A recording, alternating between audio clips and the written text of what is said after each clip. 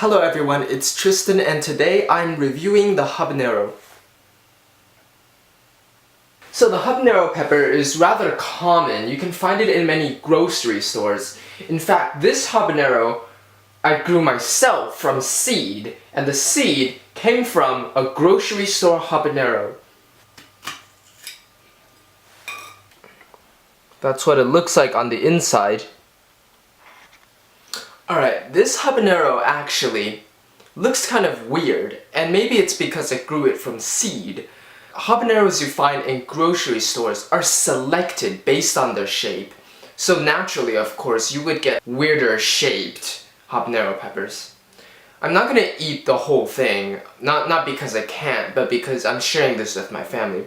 So I'm just gonna eat a quarter of it and tell you what it tastes like. So here's a little sliver of it. 2 seeds inside, and the capsaicin gland, or the hot oil gland, is present in this slice. The walls are medium thick.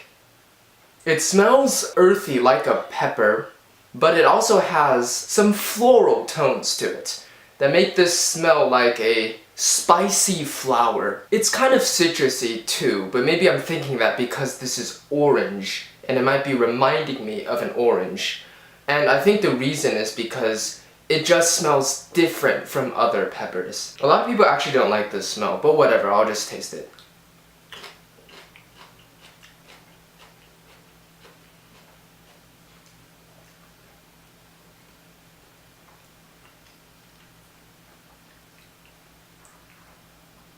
Wow, that's very crunchy, very juicy. In fact, I could have waited longer to pick this pepper, but it probably tastes better when it's crunchier. And that's just my opinion. It isn't really that hot. The habanero usually burns the throat and burns the tongue, but the throat burn is much more apparent. The tongue burn actually is, I don't even think it's as bad as a jalapeño tongue burn. In terms of flavor, it's like your normal pepper, but change some of that flavor, that sweetness, into a floral, citrusy flavor, and then add a bit of pungency to it. And when I say pungency, I don't mean spice, I don't mean heat from capsaicin. I mean a certain overtone that makes you believe that this is probably some tropical fruit. It's like eating papaya, you know what I mean? When you eat papaya, there's that odor to it. There's that barely noticeable pungency in the flavor too that comes with this smell in a papaya. But the habanero is different. With a papaya, the taste is not as pungent as the smell. But with the habanero, I believe that the taste is actually more pungent than the smell. And it's also a lot sharper, and that pungency only lasts a certain time.